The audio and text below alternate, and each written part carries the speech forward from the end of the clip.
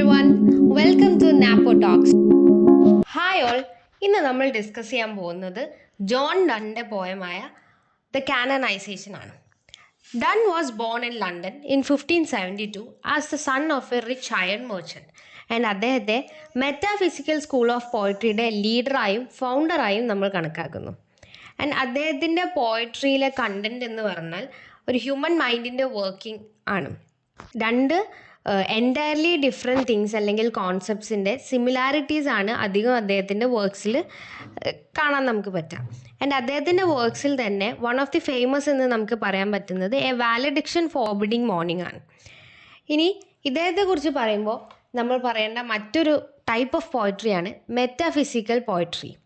Metaphysical poets എന്ന് പറയുന്നത് ഒരു ഗ്രൂപ്പ് ഓഫ് റൈറ്റേഴ്സ് ആണ്. 17th century ബിഗിനിങ്ങിലാണ് ഇവർ എമേർജ് ചെയ്യുന്നത്. ഈ മെറ്റാഫിസിക്കൽ എന്നുള്ള ടേം ഫസ്റ്റ് യൂസ് ചെയ്തത് ഡോക്ടർ സാമുവൽ ജോൺസൺ ആണ്. അദ്ദേഹം അത് എടുത്തത് ഡണ്ണിനെ കുറിച്ച് ജോൺ ഡ്രൈഡൻ പറഞ്ഞ വാക്കുകളിൽ നിന്നാണ്. ഹി എഫക്ട്സ് ദ മെറ്റാഫിസിക്സ് എന്ന് ഡ്രൈഡൻ പറഞ്ഞിരുന്നു. അതിൽ നിന്നാണ് മെറ്റാഫിസിക്കൽ എന്നുള്ള വേർഡ് ആദ്യമായിട്ട് ഡോക്ടർ സാമുവൽ ജോൺസൺ യൂസ് ചെയ്തത്. മെറ്റാഫിസിക്കൽ പോയറ്റ്സ് എന്ന് പറഞ്ഞാൽ മെൻ ഓഫ് ലേണിംഗ് ആയിരുന്നു. അതായത് അവർ പഠിച്ചുകൊണ്ടിരിക്കുന്ന ആൾക്കാരാണ്. അവർ പഠിക്കുന്ന കാര്യങ്ങൾ ദെയർ ലേണിംഗ് അവർ പോയട്രിയിലൂടെയാണ് കൊണ്ടുവന്നിരുന്നത്. അവർ മറ്റൊന്നിനെയും ഇമിറ്റേറ്റ് ചെയ്തിരുന്നില്ല. ആൻഡ് അവരുടെ ഐഡിയകളുടെ പ്രത്യേകത എന്താണെന്ന് വെച്ചാൽ രണ്ട് ഡിഫറെൻറ്റ് കോൺസെപ്റ്റുകൾ അല്ലെങ്കിൽ രണ്ട് ഡിഫറെൻറ്റ് ഐഡിയാസിനെ ഒരുമിച്ച് റെപ്രസെൻ്റ് ചെയ്യും. ആൻഡ് അതിൻ്റെ സിമിലാരിറ്റീസ് അവരുടെ പോയത്തിൽ നമുക്ക് കാണാൻ വേണ്ടിയിട്ട് പറ്റും. ഇനി നമുക്ക് കാനനൈസേഷനെ കുറിച്ച് ഡിസ്കസ് ചെയ്യാം. 5 സ്റ്റാൻസകളുള്ള ഒരു പോയമാണ് കാനനൈസേഷൻ. ഇനി നമുക്ക് ആദ്യത്തെ സ്റ്റാൻസ ഡിസ്കസ് ചെയ്യാം. For God's sake hold your tongue and let me love or chide my palsy or my gout my 5 grey hairs or ruined fortune float. With wealth your state, your mind with arts improve. Take you a course, get you a place. Observe his honor or his grace, or the king's real or his stamped face. Contemplate what you will approve, so you will let me love.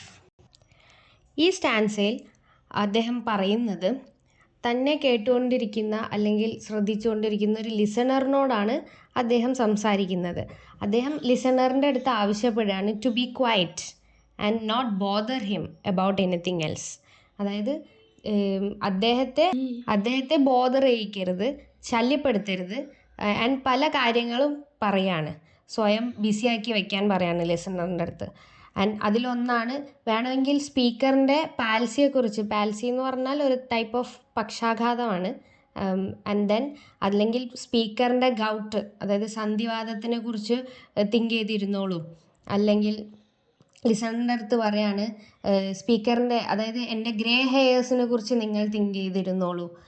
അല്ലെങ്കിൽ സ്വന്തം state of അഫയേഴ്സിനെ കുറിച്ച് ആലോചിച്ച് സമയം spend ചെയ്തോളൂ. അല്ലെങ്കിൽ കോയിൻ്റെ അകത്ത് print ചെയ്തിട്ടുള്ള കിങ്ങിൻ്റെ ഫേസിന് അല്ലെങ്കിൽ ആ കിങ്ങിൻ്റെ ഫേസിനെ കുറിച്ച് നിങ്ങൾ ഡിസ്കസ് ചെയ്തോളൂ. ഇങ്ങനത്തെ കാര്യങ്ങളൊക്കെ ഡിസ്കസ് ചെയ്തോളൂ, അല്ലാതെ തന്നെ ബോദർ ചെയ്യാതെ. ലെറ്റ് മീ ലവ് എന്നാണ് പോയിറ്റ് പറയുന്നത്. തന്നെ സ്വതന്ത്രമായി പ്രണയിക്കാൻ വിടൂ, നിങ്ങൾ എന്നെ ബോദർ ചെയ്യിക്കരുത് എന്നാണ് ഈ സ്റ്റാൻസയിൽ അദ്ദേഹം പറയുന്നത്. Stanza 2. Alas, alas, who is injured by my love? What merchant ship have my sighs drowned? Who says my tears have overflowed his ground? When did my coals a forward spring remove? When did the heats which my veins fill add more to the plaguey bill? Soldiers find wars and lawyers find out still litigious men which quarrels move, though she and I do love. Stanza 2 അദ്ദേഹം start ചെയ്യുന്നത് ഒരു റെട്ടറിക്കൽ ക്വസ്റ്റ്യനിലൂടെയാണ്. കാരണം തൻ്റെ love ആർക്ക് എന്ത് ഹാമാണ് ചെയ്യുന്നത് എന്നാണ് ചോദിക്കുന്നത്. അദ്ദേഹം ലിസണറിൻ്റെ അടുത്ത് ചോദിക്കുകയായിരുന്നു, ഈ മേർച്ചൻറ്റിൻ്റെ ഷിപ്പെല്ലാം മുങ്ങിപ്പോകുന്നത് തൻ്റെ ലവ് കൊണ്ടാണോ, അല്ലെങ്കിൽ തൻ്റെ കണ്ണുനീർ ഓവർഫ്ലോ ചെയ്ത് ലാൻഡിലെല്ലാം ഫ്ലഡ് ഉണ്ടാക്കുന്നുണ്ടോ? ഇത് നമുക്ക് കുറച്ച് റിഡിക്കുലസ് ആയിട്ട് തോന്നാം. കാരണം ലവ് ഒരിക്കലും ഒരു ഫ്ലഡോ അല്ലെങ്കിൽ ഇങ്ങനത്തെ കലാമിറ്റീസോ ഒന്നും കൊണ്ടുവരാറില്ല. പക്ഷേ ലിസണർ ഇസ് സ്റ്റിൽ ഡൗട്ട്ഫുൾ. കാരണം സ്പീക്കർ വീണ്ടും ഉറപ്പിച്ച് പറയാണ് തൻ്റെ ലവ് റിലേഷൻ ഒരു പ്ലേഗും അല്ലെങ്കിൽ തൻ്റെ ലവ് റിലേഷൻഷിപ്പ് കൊണ്ടല്ല ഈ നാട്ടിൽ സോൾജേഴ്സ് യുദ്ധം ചെയ്യുന്നതും ഇതെല്ലാം തൻ്റെ ലവിന് പുറമേ നടക്കുന്ന കാര്യങ്ങളാണ്. ആൻഡ് ലോയേഴ്സ് ഫൈറ്റ് ചെയ്യുന്നു. ആൻഡ് വേൾഡ് ഇപ്പോൾ ഉള്ള രീതിക്ക് തന്നെ മുമ്പോട്ട് പോകും. താനും തൻ്റെ ബിലൗഡും ലവ് ചെയ്തുകൊണ്ടിരിക്കുന്ന സമയമാണെങ്കിലും ഇങ്ങനത്തെ ബാഡായിട്ടുള്ള കാര്യങ്ങളും ഫൈറ്റും കാര്യങ്ങളൊക്കെ ഈ വേൾഡിൽ നടന്നുകൊണ്ടിരിക്കുകയാണ്. അതുകൊണ്ട് തൻ്റെ ലവ് അല്ല ഇതിന് ഒന്നിനും റെസ്പോൺസിബിൾ എന്ന് അദ്ദേഹം ഈ സ്റ്റാൻസയിലൂടെ പറയാണ്. Call us what you will, we are made such by love. Call her one, me another fly. We are tapers too, and at our own course die. And we in us find the eagle and the dove. The phoenix riddle hath more wit by us. We two being one are it. So to one neutral thing both sexes fit. We die and rise the same, and prove mysterious by this love. Stanza 3 അദ്ദേഹം പറയുന്നത്, അദ്ദേഹം ലിസണറിൻ്റെ അടുത്ത് പറയാണ്, തൻ്റെ ലവിനെ കുറിച്ച് നിങ്ങൾ ആരെന്ത് പറഞ്ഞാലും he doesn't care about it. അദ്ദേഹം ഷുവറാണ് തൻ്റെ ലവിൽ, തൻ്റെ പ്രണയത്തിൽ അങ്ങേയറ്റം വിശ്വാസം അദ്ദേഹത്തിനുണ്ട്. And the poet is comparing himself and his lover to candle. He is sure about his love. And അദ്ദേഹത്തിൻ്റെ ലവറിനെയും അദ്ദേഹത്തെയും ഒരു കാൻഡിൽസുമായിട്ട് കമ്പയർ ചെയ്യാണ്. ടേപ്പേഴ്സ് എന്ന് വെച്ചാൽ കാൻഡിൽസ് ആണ്. നമുക്കറിയാം കാൻഡിൽസ് ഉരുകുന്നത് അതിന് തന്നെ ഡെത്ത് ഉണ്ടാക്കിക്കൊണ്ടാണ്, ഉരുകി തീരുകയാണ് ചെയ്യുന്നത്. അതുപോലെയാണ് താനും തൻ്റെ ലവറും എന്നാണ് പറയുന്നത്. Then he compares himself with the eagle, dove and the phoenix. ഫീനിക്സിനെ പോലെ താനും തൻ്റെ ലവറും ഒറ്റ ക്രിയേച്ചറായിട്ട് മാറും. ആൻഡ് മരിച്ചു കഴിഞ്ഞാലും റീബോൺ ചെയ്യും. ഫീനിക്സ് തിരിച്ച് റീബോൺ ചെയ്യുന്നു എന്നുള്ളൊരു ഇതുപോലെ വൺ അനദറിലോട്ട് റിട്ടേൺ ചെയ്തു പോവും എന്നാണ് ഈ സ്റ്റാൻസയിലൂടെ അദ്ദേഹം പറയുന്നത്. നമുക്കിനി സ്റ്റാൻസ 4 നോക്കാം. We can die by it, if not live by love. And if unfit for tomes and hears our legend be, it will be fit for verse. And if no piece of chronicle we prove, we'll build in sonnets pretty rooms. As well a well-wrought urn becomes the greatest ashes as self-ache tomes. And by these hymns all shall approve us canonized for love.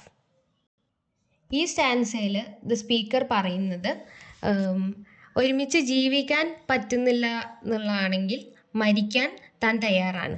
Basically അദ്ദേഹം പറയാൻ ഉദ്ദേശിക്കുന്നത് it is better to die rather than live in a world without each other. ഇവരുടെ life legendary അല്ലെങ്കിൽ പോലും if it doesn't earn them tombs അല്ലെങ്കിൽ ഭയങ്കര decorative ആയിട്ടുള്ള ടോംസ് ഒന്നും തങ്ങൾക്ക് ഏൺ ചെയ്ത് തന്നിട്ടില്ലെങ്കിൽ പോലും ഇതുപോലുള്ള പോയംസിലൂടെ തങ്ങൾ എക്കാലവും ജീവിക്കും. ഇൻഫാക്റ്റ് സ്പീക്കറിന് ആഗ്രഹവും അത് തന്നെയാണ്. ഈ പോയംസിലൂടെ, സോണറ്റ്സിലൂടെ തങ്ങളുടെ ലവ് എന്നും നിലനിൽക്കണം. Instead of A history Chronicle, ഒരു ഹിസ്റ്ററി ക്രോണിക്കിൾ ബുക്കിലൂടെ തങ്ങളുടെ ലവ് പറഞ്ഞു പോകുന്നതിലും താൻ പ്രിഫർ ചെയ്യുന്നത് ഈ പോയത്തിലൂടെ തങ്ങളുടെ ലവ് എല്ലാ കാലവും നിലനിൽക്കണം എന്നുള്ളതാണ്. Their life is obviously not grand, ഒട്ടും ഭയങ്കര ഗ്രാൻഡ് അല്ലാത്തൊരു ലൈഫാണ്. അതുകൊണ്ട് തന്നെ ഭയങ്കര ഡെക്കറേറ്റഡ് ആയിട്ടുള്ള ശവകുടീരങ്ങളും ഒന്നും ഇവർക്ക് കിട്ടിക്കൊള്ളണമെന്നില്ല. പക്ഷേ അവരുടെ പ്രണയം, ഒരു കപ്പിൾ എന്ന രീതിക്ക് അവരുടെ ഒരു പ്രണയം അവരെ സെയിൻസ് ആയിട്ട് മാറ്റും എന്നാണ് പറയുന്നത്. സെയിൻസ് ഓഫ് ലവ് ആയിട്ട് മാറ്റും. അതുകൊണ്ട് തന്നെ they will be definitely canonised. ഇത്രയാണ് ഈ സ്റ്റാൻസയിൽ പറയുന്നത്. ഇനി ലാസ്റ്റ് സ്റ്റാൻസയിൽ നോക്കാം. And thus invoke us, you whom reverent love made one another's hermitage, you to whom love was peace that now is rage, who did the whole world's soul contract and into the glasses of your eyes, so made such mirrors and such space that they did all to you epitomize. Countries, towns, courts, beg from above a pattern of your love.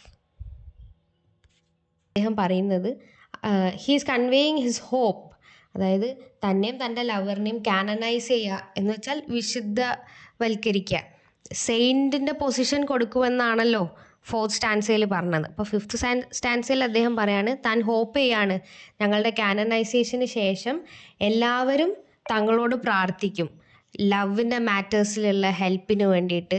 ഇപ്പം Catholic ചേർച്ചസിൽ ദൈവത്തിനോട് പ്രാർത്ഥിക്കുന്നത് പോലെ ഈ love മാറ്റേഴ്സിലുള്ള ഹെൽപ്പിന് വേണ്ടിയിട്ട്, അല്ലെങ്കിൽ തങ്ങൾക്ക് ഇതുപോലെ വിശുദ്ധമായിട്ടുള്ള പ്രണയം കിട്ടാൻ എന്നെയും എൻ്റെ ലവറിൻ്റെ അടുത്ത് പ്രാർത്ഥിക്കും എന്നാണ് അദ്ദേഹം പറയുന്നത്.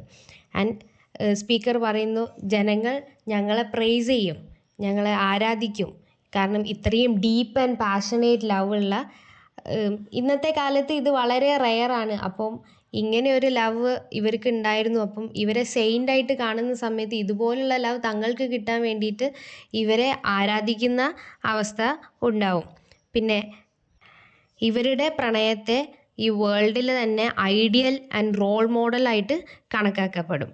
ആൻഡ് ഇവരുടെ ഈ ഒരു പ്രണയം പീസും കംഫർട്ടും instead of rage and insecurity, ഇന്നത്തെ കാലത്ത് പ്രണയത്തിൽ നമുക്ക് കാണാൻ പറ്റാത്ത കാര്യങ്ങളായിട്ടുള്ള പീസ് ആൻഡ് കംഫർട്ട് ഈ മോഡേൺ വേൾഡിൽ കൊണ്ടുവരും എന്നാണ് ഇദ്ദേഹം 5th സ്റ്റാൻസയിലൂടെ പറയുന്നത്.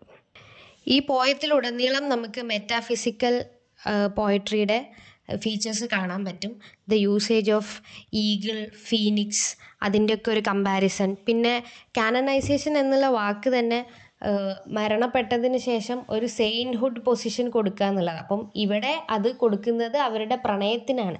അപ്പോൾ ആ ഒരു ഡിഫറൻസ്, രണ്ട് ഡിഫറെൻ്റ് കോൺസെപ്റ്റ് ഒരേ രീതിക്ക് പ്രസൻറ്റ് ചെയ്യുന്നതാണ് മെറ്റാഫിസിക്കൽ പോയട്രി എന്ന് നമ്മൾ പറഞ്ഞല്ലോ. അപ്പം അത് എക്സാക്ട്ലി ഈ പോയത്തിൽ നമുക്ക് കാണാനായിട്ട് സാധിക്കും.